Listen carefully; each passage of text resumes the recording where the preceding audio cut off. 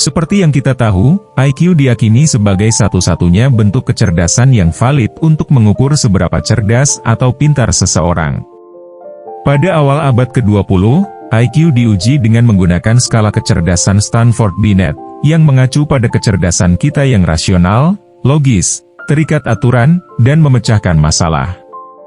Kecerdasan intelektual IQ adalah modal materi dan berfungsi sebagai hal yang dipikirkan dengan rangkaian pemrosesan otak kiri. Kemudian pada pertengahan 1990-an, orang mengembangkan kecenderungan untuk mengetahui seberapa baik seseorang dapat mengatur komunikasi sosial, sentimen, dan empati tidak hanya untuk diri sendiri tetapi juga untuk orang lain. Hal ini dikenal dengan konsep kecerdasan emosional. Kecerdasan emosional berguna untuk mengelola emosi dan bisa lebih penting daripada IQ. Kecerdasan emosional adalah jenis kecerdasan yang dimiliki hati, atau emosi kita dalam bersosialisasi. EQ ditampilkan dalam kesadaran diri, pengendalian diri, dan kemampuan untuk menanggapi emosi orang lain dengan tepat. Kecerdasan emosional EQ adalah modal sosial dan berfungsi sebagai apa yang dirasakan dengan pemrosesan paralel otak kanan. Bagaimana kita mengakses energi yang berasal dari sesuatu di luar ego, di luar diri kita masing-masing dan keprihatinan kita sehari-hari dan apa yang membimbing kita dalam menginspirasi banyak orang seperti tokoh-tokoh besar dunia seperti Nelson Mandela atau Bunda Teresa. Kepemimpinan mereka adalah kemampuan mereka untuk menginspirasi orang, untuk memberi mereka perasaan tentang sesuatu yang layak untuk diperjuangkan. Konsepsi aspek kecerdasan ini semakin diperluas dengan munculnya gagasan kecerdasan spiritual di era milenium. Dana Zohar dan Ian Marshall menggambarkan kecerdasan spiritual dalam buku mereka, SQ, Spiritual Intelligence, menghubungkan dengan kecerdasan spiritual kita sebagai kecerdasan kita yang paling mendasar. Kecerdasan spiritual kita memperkuat dan membentengi IQ dan EQ kita. Kecerdasan spiritual adalah kemampuan untuk mengakses tekad, nilai, makna yang dikembangkan, dan aspek tak sadar diri yang bertahan lama dan untuk memperkuat konotasi, nilai, dan tujuan ini dalam menjalani kehidupan yang terpelihara dan lebih terinspirasi. SQ tinggi mengandung kemampuan untuk berpikir out of the box, dan menampilkan kerendahan hati. Kecerdasan spiritual adalah kemampuan untuk tampil dengan cinta tanpa pamrih melalui wawasan dan kasih sayang sambil menjunjung tinggi kedamaian lahir dan batin dalam situasi apapun. SQ adalah kecerdasan tertinggi dari pemimpin visioner. Kecerdasan spiritual SQ adalah modal spiritual dan berfungsi dengan pemrosesan sinkronisasi seluruh otak.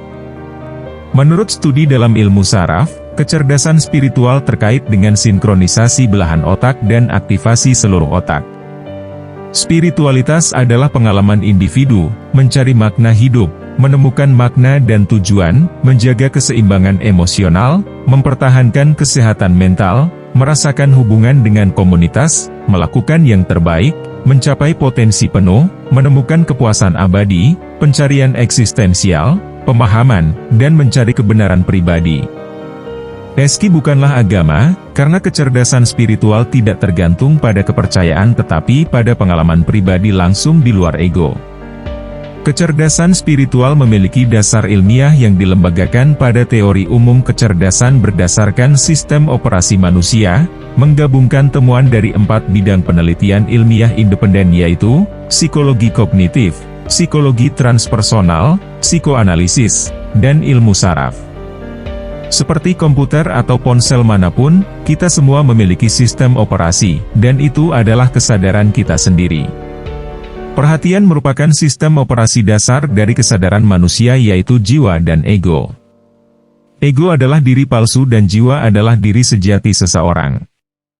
Jiwa melatih IQ dan EQ dengan SQ. Menjadi ego berarti mengenali pikiran dan emosi seseorang dan menjalani diri sendiri sebagai tubuh dan pikiran kita.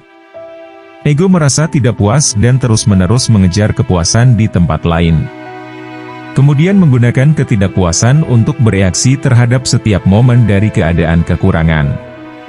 Menjadi jiwa berarti merasakan diri sendiri sebagai kesadaran itu sendiri dalam bentuk kebijaksanaan, kasih sayang, integritas, kegembiraan, cinta, kreativitas, dan kedamaian. Oleh karena itu, jiwa tidak mengejar kepuasan di tempat lain karena jiwa sudah bahagia. Oleh karena itu, jiwa tidak menggunakan saat ini sebagai sarana untuk selanjutnya.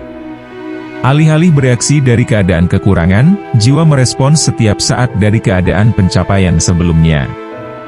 Ego dan jiwa menggunakan IQ dan EQ untuk tujuan yang berbeda. Ego menggunakan IQ dan EQ untuk keuntungan individu. Tetapi kecerdasan jiwa memiliki tujuan yang berbeda. EQ menggunakan IQ dan EQ untuk kepentingan semua. Kecerdasan spiritual memungkinkan kita untuk menjadi sumber superior dari kebijaksanaan tanpa akhir dan cinta tanpa syarat. Saat kita menerima kenyataan bahwa segala sesuatu dan setiap orang terhubung, bahwa kita memiliki kemampuan bawaan untuk mengakses sumber kebijaksanaan yang lebih tinggi, kita akan mulai terhubung dengan intuisi kita. Kita akan lebih hadir di saat ini. Kita akan lebih tangguh dan akan merasa lebih bahagia, lebih damai, dan yakin bahwa setiap orang berkonspirasi untuk membantu kita menang. Mengetahui bahwa cinta mengatasi semua masalah, bahwa kita tidak pernah kesepian, dan bahwa kita datang ke planet ini untuk tujuan yang sangat penting.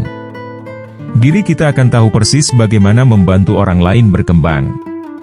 Ketika kita mengembangkan kecerdasan spiritual, kita akan secara holistik selaras dengan semua ciptaan Tuhan, dan kita tidak lagi dibatasi oleh batasan buatan manusia.